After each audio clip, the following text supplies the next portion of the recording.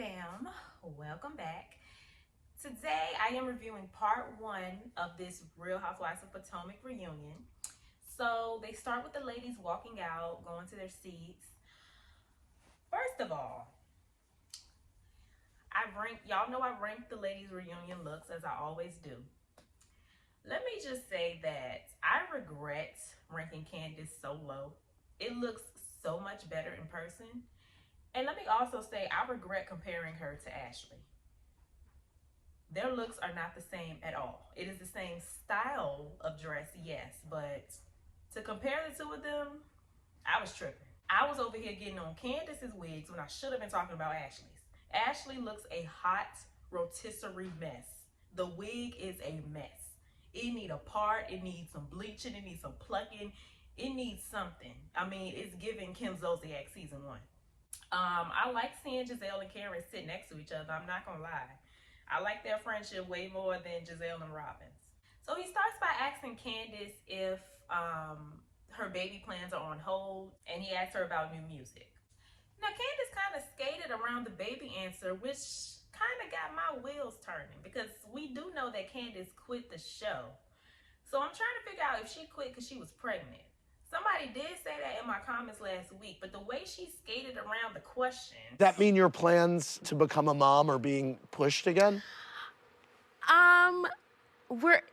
Maybe. No, I'm not sure.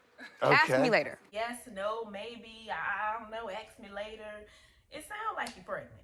That could possibly explain her break. That is my new theory at this point. I think Candace quit because she's pregnant, because the way she skated around that question was very weird. It's like, girl, are you still trying to have kids? Yes or no?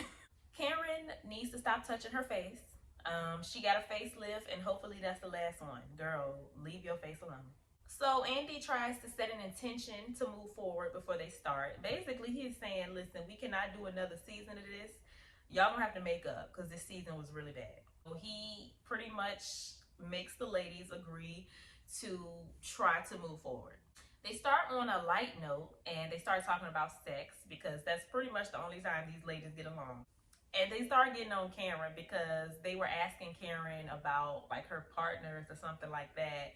And she had to really think about it. So, you know, they love getting on Karen. So they took that as she had so many partners she can't remember, or she can't keep up. So Robin tried to throw some little shade. I don't even know why she bothers coming for Karen at this point. When she tried to come for Karen, and she was like, In other words, you can't keep track of how many people you've had sex with in the past 5 years. and then Karen went, That would be Juan. Okay. Okay. I don't even know why she bothers Karen. So that led to the Juan and Robin conversation. He asked if Robin believes that Juan never cheated on her. She is sticking to it. She does not believe that he cheated. Andy asked the ladies if they believe it. They pretty much like, no, we don't, but if she like it, I love it. So the ladies are over it, but Andy is very fed up. He is sick of Juan not showing up to these reunions. He looks at Robin and he is like, Juan is unemployed. So, I mean, y'all can't say he had a basketball game this year. So, where he at? Andy is fed up. They're pretty much trying to explain to Robin that this man does not support you. He always leaves you to clean up his mess, and then he yells at you for the way you try to clean it up. He does not support you at all. Wendy chimes in. You know, she gave her little thing. She spoke facts. He doesn't know that you're going to be under fire tonight because of his actions. The least he could do as your husband is to stand behind you and say, baby, you don't have to take all the bullets. I can take some too. He clearly don't support her, and he don't care about her. He does not care about her. He knew she was gonna come to this reunion and get dragged over his nonsense, and he could not care less. Still made her come by herself. But that's on Robin, because she don't want to keep enabling it. So I really don't care at this point. Candace starts talking about how Robin demands that everyone shares their life, but she doesn't. That's actually Gizelle. But I see where she was coming from kind of with that. Robin tells her to give her an example.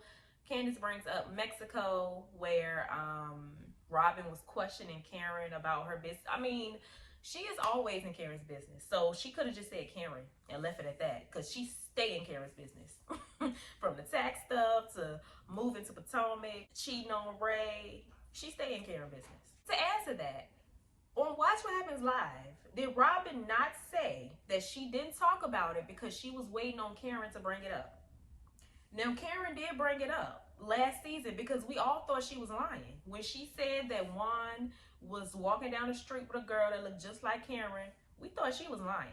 But when the pictures came out, that lady looks just like Karen. So Karen did actually bring it up and you still didn't address it. So that was BS.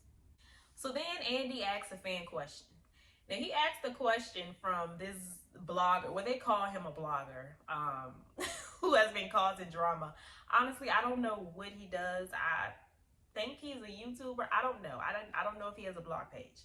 I think it's hilarious that they bleeped his name out. Now, if y'all be in the Potomac discussions on Twitter, y'all know exactly who this person is. But yeah, Candace pretty much dismissed the question because this is the same person that Robin showed those text messages to. Honestly, it's giving Anthony from Real Housewives of Atlanta. Why are you trying to be in the business? Like, why are you trying to insert yourself in the drama? I am glad that Candace dismissed it because that's just super corny to be beefing over something from a fan who's not even on the show. Like, that's just corny to me. So I'm kind of glad that Candace dismissed it. I don't know if that was his choice, if he didn't want people in his mentions or whatever. I don't know. But I'm glad they bleeped it out because it's giving Anthony from Atlanta. Like, stop trying to be relevant. Just be a fan and watch like the rest of us. So then Candace pulls out this poster board of receipts showing Robin talking to these bloggers in group messages. Now, the poster board is corny. I think that is corny. Everybody want to have a Monique moment. It was corny when Wendy did it the following season. It's still corny now.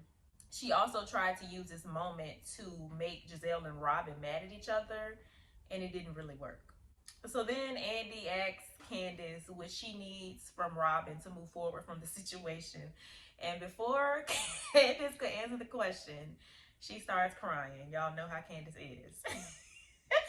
And Gizelle, I don't know why everyone is so upset with Gizelle for laughing. I want to ask you the same question. I don't have any tissue. I do. Oh, not tears. Giselle. Tears. I do. Come on. Tears. Okay, come on. Them fake tears be coming. But I enjoyed it. Giselle was in full villain mode tonight. Y'all know I don't mind a villain, but I if you gonna be the villain, you need to own it. You can't be villain playing victim. That's what I don't like it. If you're gonna be the villain and own it. And tonight Gizelle was owning it, and I enjoyed it. Gizelle gave no F's. She said, "Oh, I'm not in first chair. Oh, okay, bad. Watch me get it back." Not sure why it took 8 seasons to activate her, but welcome. Hope you stay. Maybe that second chair has a fire up under it. I don't know. So then Gizelle addresses Candace about everything that Candace has said about her this season, on the show, off the show, on Twitter, in the confessionals. She has been talking a lot, and Gizelle has pretty much been paying her dust. But she is still trying to reach with the death threats. Like, Candace has nothing to do with you receiving death threats, girl. You're the villain. You're the villain of the show. It happens. Some people just get a little too invested, and you may get some death threats. It don't have nothing to do with Candace. But then Candace, she kind of reached a little bit too, because she tried to compare her rants on Twitter to Robin and Gizelle discussing the alleged cheating incident on their podcast. And if y'all remember, before the season, there were these rumors going around that Chris cheated on Candace. These rumors were trying to circulate before the season started. Not sure if Robin and Gizelle had anything to do with it, but the woman did end up coming out and admitting that she lied. So I'm not sure why Robin was trying to insinuate that something did happen. She's talking about, oh, you know, it was a receipt and it was audio. We have plenty of receipts on Juan, and you still don't believe he cheated. So mind your business. However, I don't believe that Robin and Gizelle sit on a podcast and talk about Candace. Because if they did, I'm sure the clips would have been circulating around Twitter when it happened. I have never seen a clip of Reasonably Shady. I ain't never seen one circulating on Twitter, nothing. I've never even seen the ladies respond to it. So I'm going to assume it didn't happen. Because if they said something, Candace would have been on Twitter tweeting about it. So I'm gonna just assume that they talked about those rumors that one time and that was it. So yeah, Candace, that was a reach. So then we try to get resolution with the Candace, Chris, Gizelle thing. Andy asks both of them if there's anything that they want to take accountability for, or if it's anything they want to acknowledge. Gizelle changes her story about what happened for like the 5th time. She keeps changing what she said, which is leading to them arguing over the technicality of whether she insinuated that he sexually assaulted her or not. Now, I don't think that she implied sexual assault. I'm gonna say harassment. However, either way, it's still a very defaming implication that could ruin his life. So the technicalities really don't matter. And she keeps lying about what she said. And Andy and production called her out on it.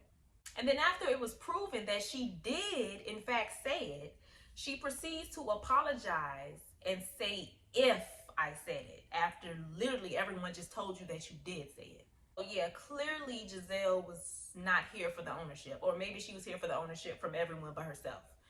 At this point, Candace, she just seemed defeated. You know, she was just like, all right, yeah, whatever, sure, I forgive you, okay. Like, she felt like it's not even worth it at this point. So then Candace apologizes, and I feel like Candace should have returned the favor. She should have just been like, well, I'm sorry if my comments on Twitter offended you. Left it at that, gave her the same old passive-aggressive fake apology she gave you. So then they move on to Karen and Robin. They try to get Karen and Robin to say 3 nice things about each other. Now, Robin did. She said 3 nice things about Karen. Karen, on the other hand, she was a little shady with it because she feels like Robin plays the victim and villain. And she does. So they get into it for a little bit, and then they break for lunch. Now, when they break for lunch, Mia FaceTimes her man Ink with Gordon in the back, and she made them speak to each other. Gordon's in the back while Mia is on FaceTime like, oh, I love you so much. Oh, Mia. So that's pretty much where part 1 ends. It ends with them starting the Mia and Gordon segment. And the last thing we see is Wendy telling Mia that Gordon told them that Ink was coming around the house looking for Jeremiah, which is Mia and Gordon's son, who Ink believes is his. So that's where we left off with questioning the paternity of Jeremiah. Next week, the husbands come out. Hopefully that is the last part, because after that, it's really nothing else to talk about. I'm pretty sure this is a 2-part reunion. That was nothing else to talk about. So yeah, I'm pretty sure next week is gonna be mostly about Mia and Gordon. I don't really know what else there is to talk about with them, because they done told it all. They told us all of it on the season finale. What I will say is, I don't know if I'm buying this paternity thing, because we can't forget that Mia do be lying and she do be exaggerating. Now, Mia has been on this show since season 6. I want to say 6. Why is this our first time hearing this? And her and Jacqueline went through it last year. I mean, they threw each other under the bus. Jacqueline never said that. And speaking of Jacqueline, we can't forget how her and Jacqueline kind of exaggerated their story. Like, they played up their story a little bit to seem more interesting too. So for the most part, I do believe all of this stuff. The paternity part, I'm not gonna lie, I don't know about that. I do think she may be exaggerating a little bit to come off a little more interesting, because she does do that. But I don't know, we'll see. But yeah, that was part 1. I think part 1 was pretty good. What are we talking about next week? I think they pretty much talked about everything. So yeah, the husbands come out.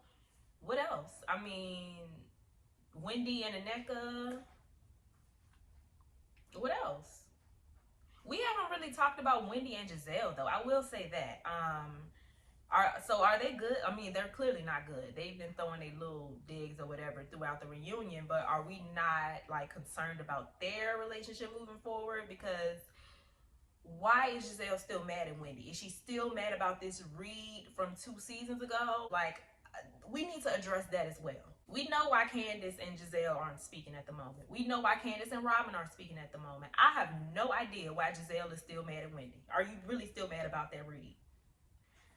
But yeah, those were my thoughts. Y'all let me know what y'all thought about everything in the comments down below. Stay happy, healthy, and all of that good stuff, and I will see y'all in my next video. Bye.